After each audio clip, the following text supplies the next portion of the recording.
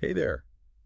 Ever feel like hurricane season, I mean, it's like one giant anxiety storm even before the wind even starts, But absolutely. And you're not alone, right? Yeah. So we're switching gears a little bit on this deep dive. Okay.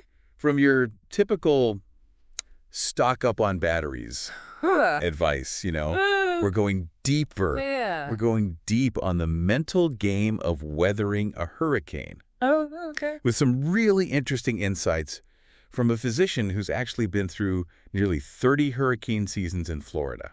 Wow.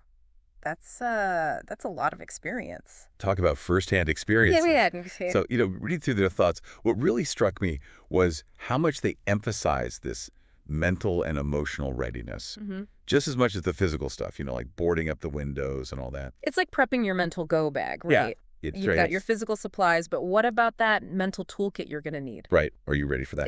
Because if you're already stressed about like where you're going to go, who to call, Mhm. that eats up all the mental energy that you need to make good decisions when it really counts. That's so For when the true. pressure's on, yeah. And the physician actually uses the term mental evacuation plan alongside your physical one. Oh, wow. I like that. Where are you going to go if you need to evacuate?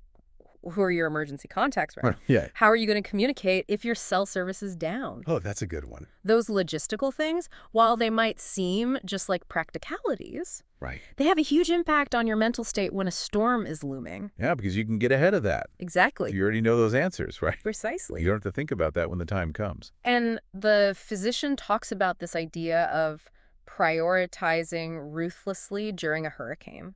Oh, interesting. Because you can't do it all, right? Right. You have limited time, limited resources. And they had this great quote. They said, what are the things money can't replace? Okay. Those are the important ones. Mm-hmm. Your life, your family, your pets, everything else can be replaced. Wow. That's powerful. Right. Because it really makes you think, like, what am I stressing about that doesn't even really matter in the grand scheme of things? It's true. So focus on what matters and just try to let go of the rest. Easier said than done, but I think that's really good advice. Oh, I know. But I'm, even just hearing that, I'm like, okay, I feel a little bit calmer already just thinking about that, It's a powerful shift in perspective, isn't it? Yeah, it is. And speaking of things we might need to reframe a bit, the physician brings up a really interesting point about media consumption during hurricanes. Oh, this is a big one. Oh, yeah. Because, they had a lot to say about how the media covers these events, right? Absolutely. And, it's a tough one because they have a responsibility to keep people informed. Yeah. But then there's also this, like, entertainment factor, right? Yeah. Where it's like, how dramatic can we make this? Exactly. And that's where things can slip into, as they call it, Amerilismo sensationalism. Oh, interesting. Right. Think storm chasers racing towards the eye of the hurricane. Yeah, that gets the ratings. It makes for captivating TV, but It doesn't exactly foster a sense of calm, does it? not really, no. That's like they said, you don't have to be glued to the TV, like watching the hurricane's every move. You should be distracting yourself, watch a movie, watch a Netflix series, watch whatever, or talk to your kids, read a book. But try as much as possible not to enter that anxious, almost addictive mental framework of following, like a meteorologist, every change in the hurricane speed. I think that's great advice. You know. It's about staying informed, but not letting yourself get sucked into that 24/7 news cycle. Yeah, and that constant barrage Yes. of, the worst case scenarios. Right, even if they're just possibilities. Possibilities, but it's like, oh my gosh, and it just really amps up the anxiety. And it can be so hard to resist, right? Because you feel like you need to know what's going on. Of course. But sometimes a little bit of distance is actually healthier. Okay, so it's about having a plan, tuning out the noise, Yeah. and maybe just finding ways to stay busy, stay occupied. Exactly. And I love how the physician, they practice what they preach. Okay. They actually recorded their thoughts for this, like while riding a stationary bike as a hurricane approached. That's commitment. Yeah. I love that. And speaking of calmness, or maybe the lack thereof, Right. I have to ask about these sensory details that they describe. Oh, yes. I mean, just reading it sent chills down my spine. Powerful stuff. They talked about how the rain doesn't fall down, it comes at you horizontally. Wow. Right. Just that image. It's like you're right there with them, feeling the force of that wind. Yes. And then they talk about this unsettling low-frequency roar. Oh, yeah. The sound of the wind tearing through structures. It's primal, It's almost. primal. It's like our deepest fears being awakened.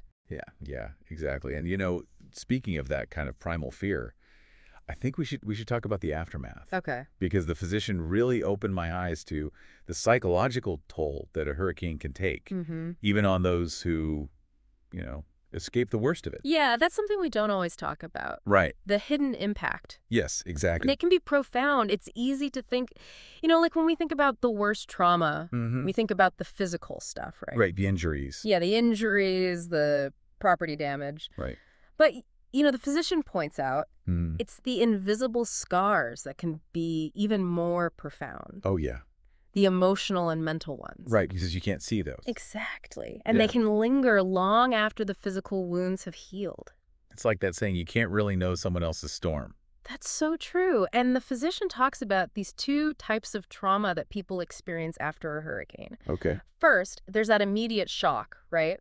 Of living through the event itself. Right, the adrenaline, the survival mode kicking in. Exactly. Your body's just flooded with stress hormones. You're in survival mode. Just trying to get through it. Yeah. But then, they describe the second wave of trauma that often hits later. Okay. And it can impact anyone. Really? Even those who evacuated, even those who weren't in the direct path. Wow, I wouldn't have thought about that. It's the trauma of the unknown, right? Oh, the what ifs. Yes, the what ifs, the sleepless nights in shelters, those agonizing hours spent wondering if your home is still standing. Right, and just the not knowing. Exactly, and then you return. Yeah. And it's not just a house anymore, is it? It's this jumble of memories. Right. Splintered wood, all these tangible reminders of what's been lost. Wow, and I think what the physician said, it really stuck with me. They said they have to give meaning and purpose to that suffering. And they need someone to talk to, someone to open up to. That's powerful. And that's where I think this idea of psychological first aid is so crucial. Yeah, that's so important. It's just like treating a physical injury, right? Right. We need to be prepared to deal with the emotional and mental wounds after a disaster. Absolutely, because those wounds, they aren't always visible, are they? No, they're not. And to quote the physician again here, they said, the fracture or cut that you had, they sutured it, and in a couple of weeks you're fine. But there are times when the psychological wounds, what it means to lose everything in less than 12 hours due to a hurricane, is something that you never forget, and it ends up being a marker of destiny in many lives. Yeah, that's heavy stuff because I think we as a society, we're really good at the immediate cleanup. Right. The getting the power back on, the clearing the debris. Yeah, practical stuff. But we often overlook that mental and emotional rebuilding that needs to happen too. Absolutely. And that takes time. It does. And as the physician points out, it's often made even more difficult by the practical concerns that linger long after the storm has passed. Like what kind of things? Well, insurance is a big one. Oh, right. A lot of companies have pulled out of hurricane-prone regions. Yeah, I've heard that. So people are left with fewer options, higher costs. Right. So it's like you're adding financial strain on top of everything else. Exactly. It's this ripple effect, Right. One challenge feeding into the next. Right. But here's where I found the physician's perspective so interesting. Okay. Because despite all of that, they still have this really hopeful outlook. They do, yeah. And they talk about the human capacity for resilience. Yeah, they actually say that humans have an excellent track record of resilience. I love that. Right? Like we bounce back. We do. Even when it seems impossible. Yeah. We've lived through world wars, natural disasters, you name it. And still, we find a way to rebuild, to adapt, to keep going. And it's like they were saying earlier, right? Prioritize what truly matters. And then draw on that inner strength to deal with the rest. And you know what else they brought up that I thought was really interesting? What's that? They talked about Gabriel Garcia Marquez's novel, 100 Years of Solitude. Oh, interesting connection. Specifically, this idea of Macondo. Okay. And for anyone who hasn't read the book, there are no illustrations. Right. But every reader, everyone who reads this book, they create their own mental picture. Of what that town looks like. Exactly. That's fascinating. And that really resonated with the physician because it speaks to the power of our imaginations. Oh, wow. Especially when we're facing the unknown, right? Right. Because just like those characters, we're kind of forced to navigate this uncertainty and create our own path forward. We have to write our own stories. Exactly. But how do we actually do that? How do we offer that psychological first aid to ourselves and to others after a hurricane? Yeah, because that's the million-dollar question, isn't it? It is. Because it's one thing to say, oh, be resilient, but it's another thing to actually do it. Right. It's like, how do we put that into practice? Right. Because isolating yourself, especially after something like a hurricane, I mean, it's just going to make you feel worse. Oh, yeah. It's like you're amplifying those feelings of fear and helplessness, when you bottle it all up. You need that support system. You really do. And the physician even suggests, being proactive about this. Oh, interesting. Reaching out to your network before the storm hits. Okay, so like prepping your support system. Exactly. Let people know your plan, where you're going to be, share updates if you can, check in when it's over. Even if it's just a quick text, right? Like, hey, I'm okay. Exactly. That can go a long way. Yeah, both for the person going through it and for the people who are, worried about them. Absolutely. It's like building that virtual safety net I like that. that we were talking about. And, on a more practical level, Okay. have a communication plan. Right, because that's something you can do beforehand. Exactly. Like Like if the power goes out, do you have a battery-powered radio? Ooh, that's a good one. Do you know the local station to tune into for updates? Yeah, those practical things. Those things can make a big difference. They really can. And, they also talk about checking in on your neighbors, right? Especially elderly neighbors or anyone who might need a little extra help. Right, because it's easy to get caught up in your own stuff, Totally. But that community support, it's so important. It really is. And, I thought this was interesting. They talked about how if you are talking to someone who is really stressed out, avoid making comments that exaggerate the situation.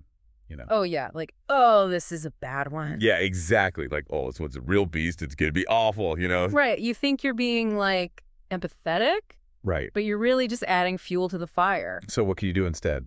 Well, they recommend acknowledging their feelings, right? Well, Like validating their concerns. right, because they're real. They are real, but then also trying to offer a bit of grounded reassurance. It's that balance, right? Like empathy, but also perspective. Exactly. So you're not downplaying their fears, but you're also reminding them that they've got this. Exactly. You're in this together. And this might be the most important point. It's okay to not be okay. Yeah, that's a big one. After a hurricane, this is a traumatic event. Of course. It's normal to feel overwhelmed, stressed, even traumatized. Right. Give yourself permission to feel those feelings. Yes, because suppressing them, it's only going to make it harder in the long run. It really is. Yeah. And as we've been talking about all of this, I keep coming back to the physician's core philosophy, about preparedness. Right, because that's really what it all comes down to. It is. And they said, it's better to overestimate a threat and be ready than to underestimate it and get caught off guard. It makes sense, right? It does. And it's such a powerful principle. And I think it applies to so much more than just hurricanes. Oh, absolutely. I think it's relevant to so many areas of life. Think about it.